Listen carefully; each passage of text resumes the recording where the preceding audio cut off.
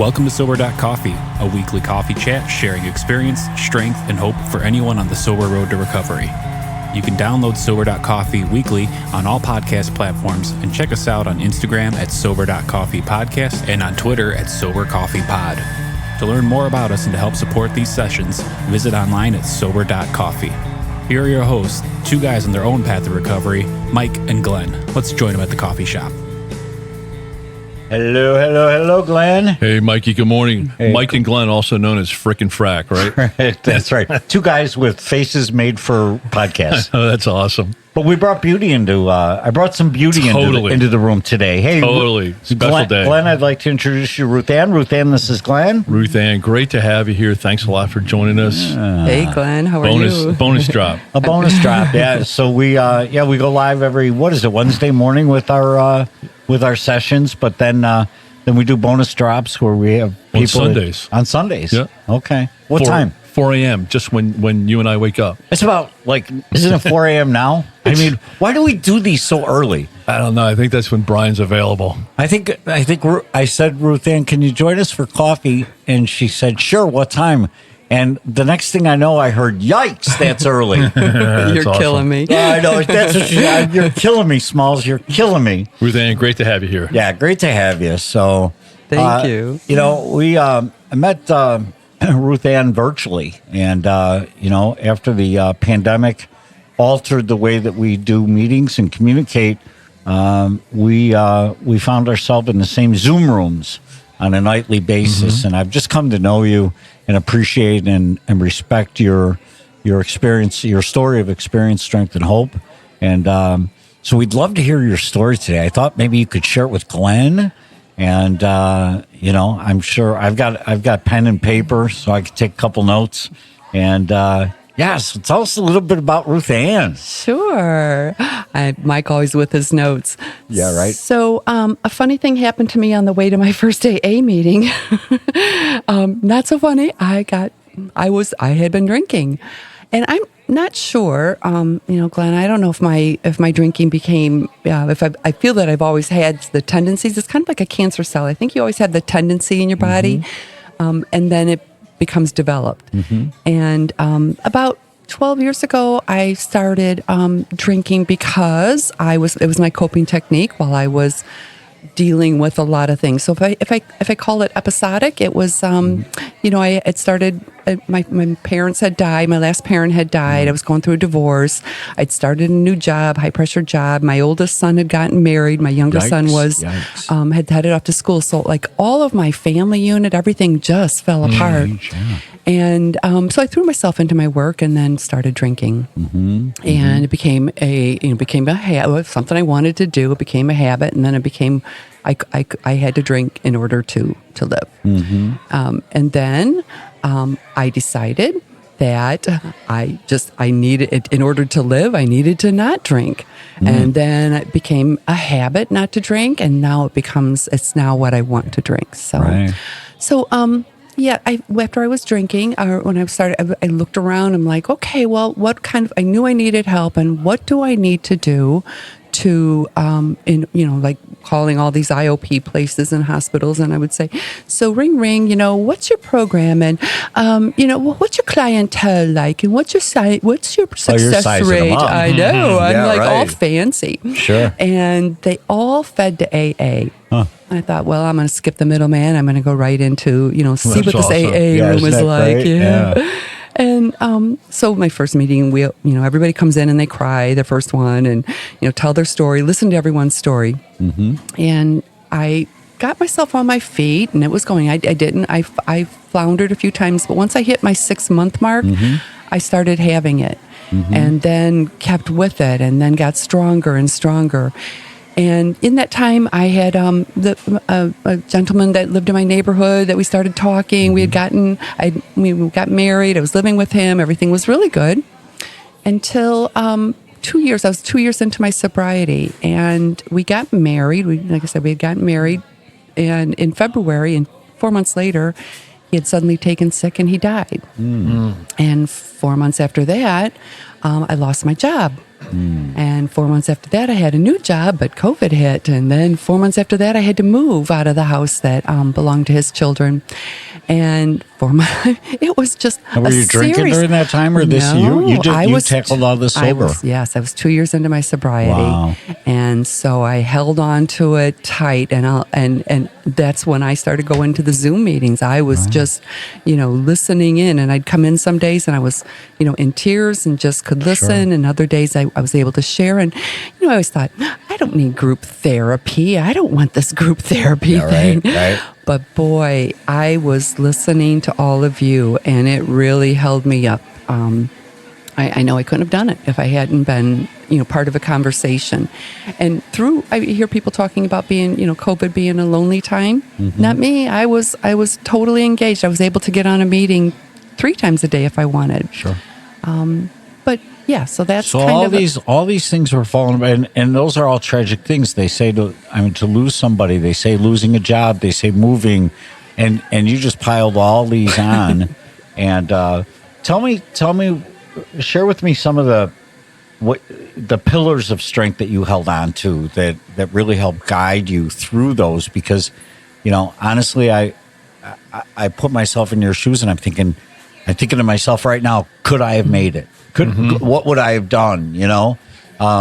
So tell me about what were some of your big anchors you held on to? Sure. Well, I had having a couple of, having 2 years of sobriety did help. And I do think it's not the big episodes that crash you. It's always the straw that breaks the camel's back. And honestly, I was thinking when I first started the program, and I was kind of, tentative, and I always remember thinking, well, gee, if something comes up sometime, and if I end up start drinking again, at least everyone will understand. Oh, she had this tragedy.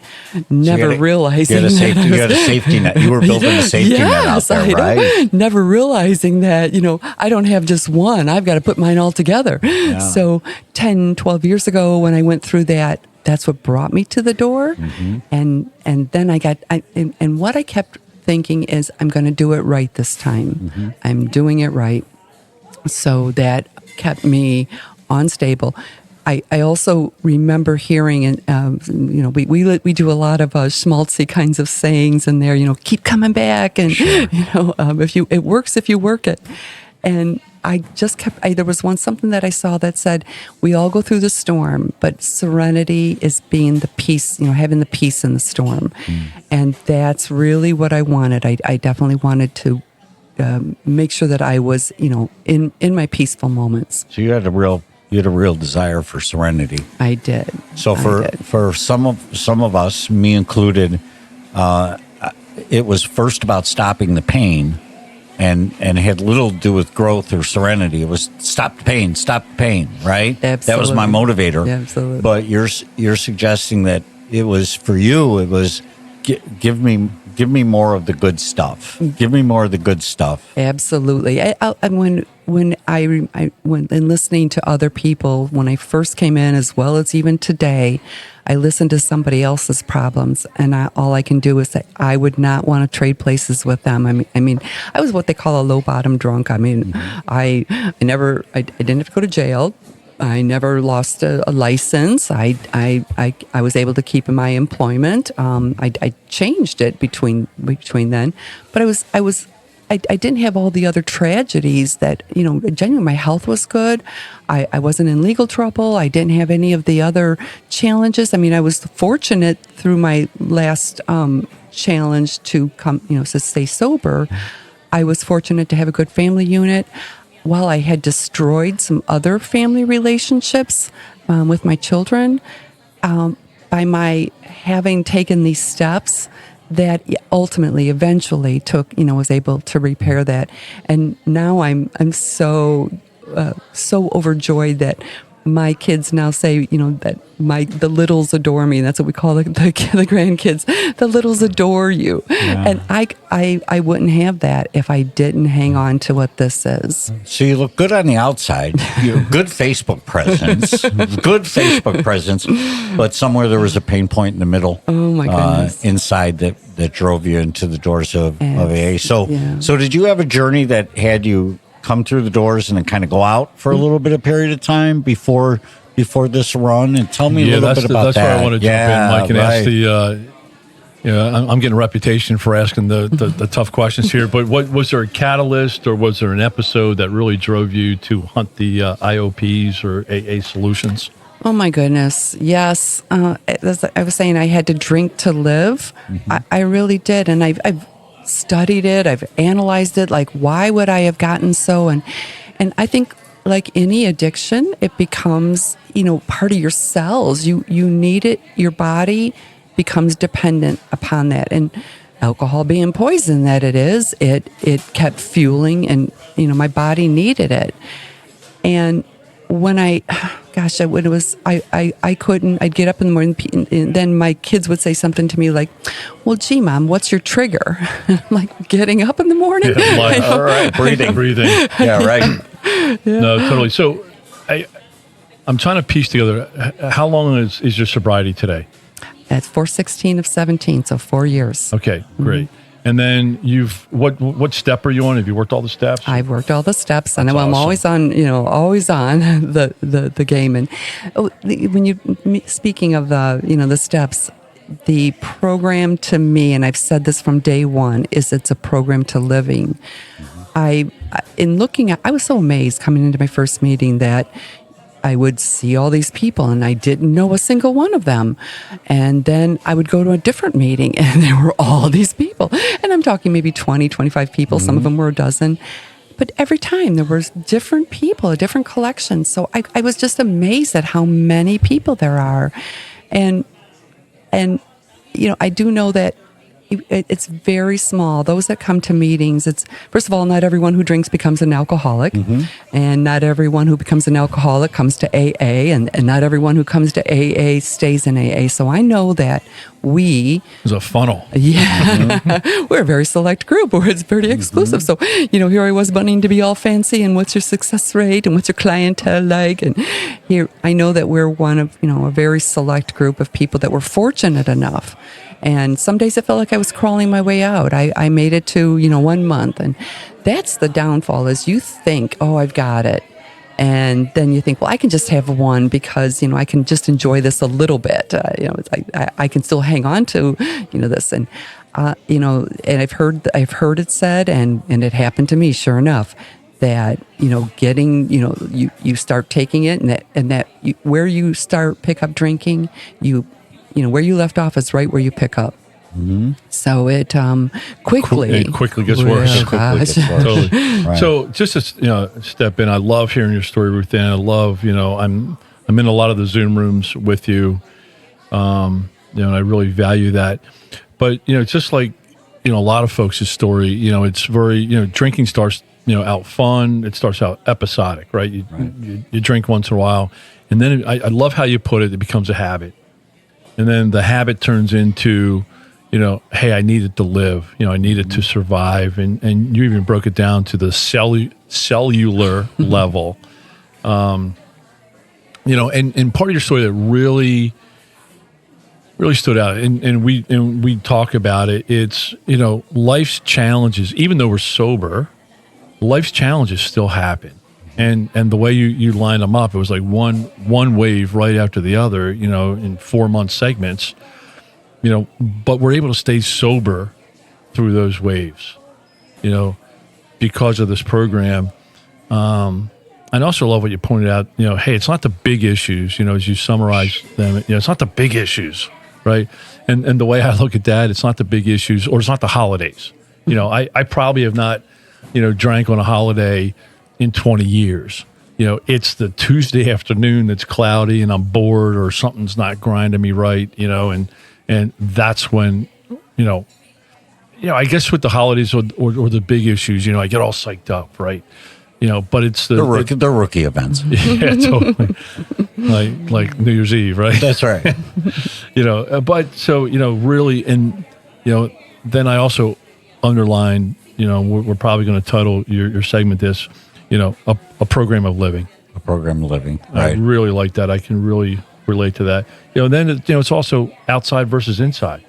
The high bottom, just because you're driving a car and having a job, doesn't mean you've hit bottom.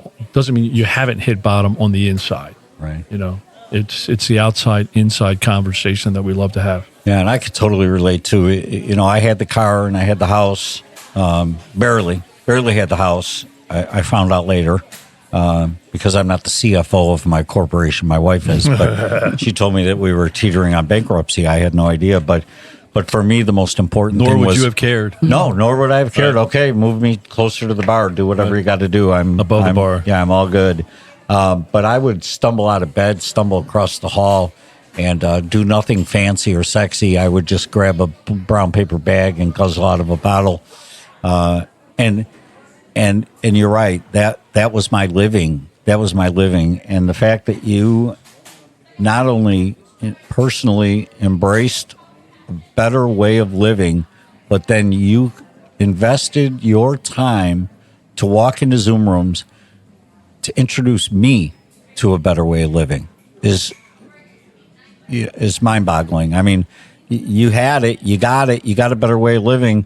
I would think Ruth Ann would just hunker down in her own little world and enjoy the fruits of her labor, but instead you dial into Zoom rooms and you share that hope with others. And the one thing that jumped out at me as you introduced your story was the group therapy, right? And so throughout the years, I tried to go to some geniuses. They're like $185 an hour, $185, and it turns out the root of my problem had something to do with breastfeeding. I have no idea. But at any rate, then I come out. It's always early childhood. It's somewhere. always early Totally. childhood. So then I walk into these rooms and the only request is to throw a buck in the basket. And I'm like, just on economics alone, this whole group therapy thing is working for me. And by the way, these people really get me. They really understand me. And that's why, Glenn and I, Ruth Ann, just did a couple sessions on the promises. And out of pages 83 and 84 of the big book, Alcoholics Anonymous. And, it's a we program. It's about sharing that and sharing our journey with each other and lifting us up in those soft times. And that's something that, and you're just speaking, thinking back, looking at, I did not realize, after my husband died, I did not realize you could wake up sobbing. I'm looking back at that now. I'm sure that I was, I was in clinical depression. I was, I was at the bottom. I never hurt so badly, worse than anything, because it affected everything. My heart, economically, lifestyle wise, I was terribly lonely. And, you step through it, you hang on. You just as when I stopped drinking, I just held on to that. So I learned something by having been through something and knowing that one day at a time, just take a breath and take it easy, reaching out. My favorite go-to is have a banana, take a nap. that was have a banana. Yeah, in all my meetings, I've never heard that. Is that the 13th step? It must be. 13th step for me is a nap. Yeah, right. I love it. Have a banana. When all else fails, have a banana. That's right. That's awesome. But I will tell you, we continue to grow in this program, and now that my series of tragedies, I have found that, after having gone through it, others can relate to me, and I'm now able to have conversations with people that they're finding valuable, but I'm finding it more valuable. I get more out of it. I've always believed in the philosophy, give to get. Mm-hmm. And I really do feel now, it clarifies me. It's like crystal clear now that I'm here to help others. So if that tragedy ended up causing, was the reason. I can see now, I know that I'm able to have conversations with others that are able to help them hang on through situations that are terribly difficult. And as us in the program knows, the only thing that you've got to want it. So if you want it, you've got to desperately want it from down to your cells. You've got to want this. And not knowing how to do it doesn't matter. We will guide you through that. We'll help you through that. We will. Yeah, Right. I love the wanting it. To me, that speaks to motivation. And, for a while, there's a guy in our program that we know well, and he's like, the only motivator is pain. And I'm like, no. I said, that's clearly a key motivator. But there's also a second key motivator, and it really broke it down in my mind. And you mentioned it, RuthAnne, is, the second one is greed. Mm-hmm. I mean, I see greed as just as great or You greater. want more of what you got. Oh, absolutely. And hey, so for a period of time, 2 years or whatever, I worked this program because I did not want to take that next drink. I didn't want the pain to come back. I didn't want it to come back, as bad or worse. I was tired of that.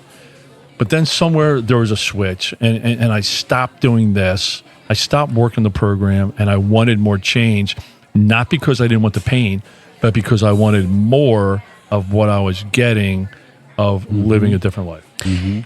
And those are good points. And I was thinking the other night that, while I've had these anniversaries and, you've got your regular birthday, belly button birthday, and you've got the last day of your drinking and, other major life events, the day that I wish I had noted is the one where I didn't think about drinking that day. That one is the day that to me I then realized I was well on my journey, and it didn't come until probably maybe even, and I, not to, to give any, make it sound like it's horrible, but, we're thinking about it every day. We Sure. are, and it wasn't until maybe 8-10 months into the program. Sure.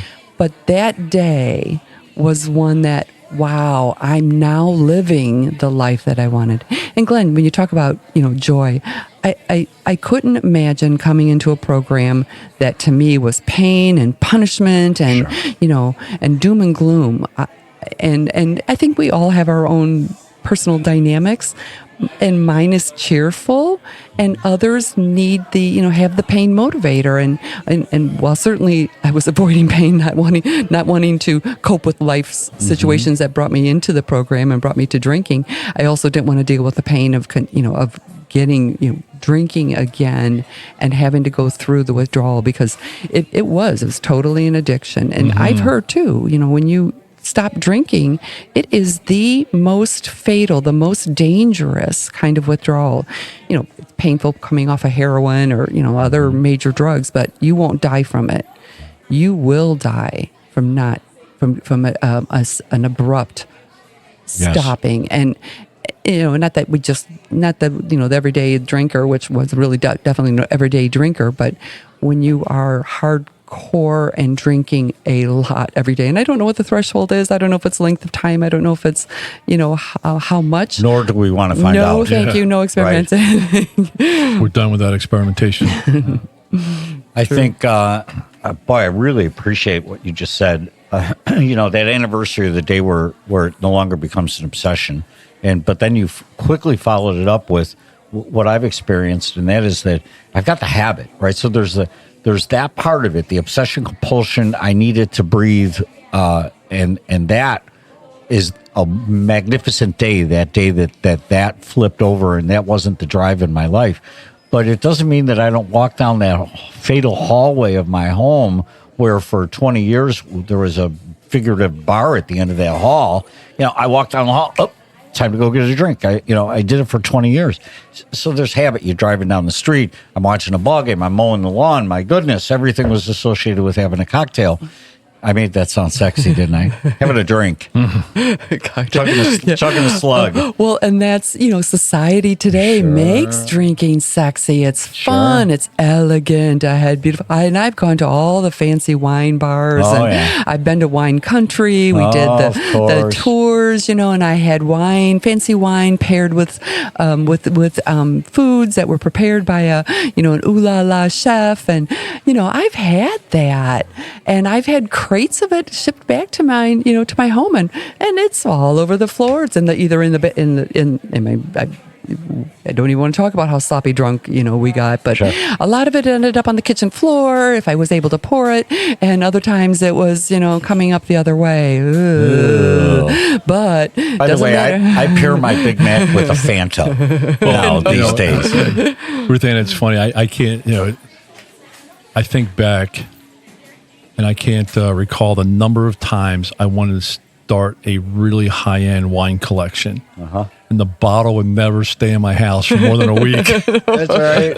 You have an empty bottle? Yeah, there's guys I never thought of that. I just throw them away. But there's guys I know, they're like, hey, I've had this bottle for 7 years. And I'm like, that wouldn't last 7 days in my house. I mean, it was just crazy. And when you talk about just throwing the bottles away, got to be a time where I was embarrassed to take out my garbage because of the I've heard that story a lot. Sure. So we're getting to the end of our coffee here. Ruth Ann, throw out a couple of twigs of hope, branches of hope for people who might be going through some of the things you went through. What's your advice as a direction to take? I mean, you stepped towards AA. Help them out if they're searching for hope. What's your advice? Sure. And I wish there was one word or a collection of words that I could say, and it would be the magical formula that, would help them see the light. And, we talked about keep coming back, and that was what, I needed to do, and that's what I held on to. And another what we do also suggest, and this helped me also, was reaching out to others that were like me, new in the program, or had something that I wanted. So, we all have our sponsor in the program, and it took a while for me to find the right sponsor. But it took a while for me to find the right me in order to want that sponsor. So, it's the hanging on for the first couple of days is definitely by the fingernails. The next couple of days, it's by the arms. You're hugging it. And then, after that, you can start, just listening and hanging on to it day by day. So, if there isn't one wisdom, I work with my, good. I think that was really, really good stuff. So to keep coming back, keep trying. Don't give up. Sometimes it'll take 75 detoxes. Sometimes it'll take one detox. There's no magic number. Sometimes it takes $1 in the AA bucket. And sometimes it takes $1 in the AA bucket. Ruth Ann, thanks so much for joining us for coffee really this morning. It was great. Will you come back and do this again? Good to see you guys this morning. Absolutely. Love to. We'll chat about more sobriety. I love it. All right. Have a great day, guys. All right. Thanks. You too.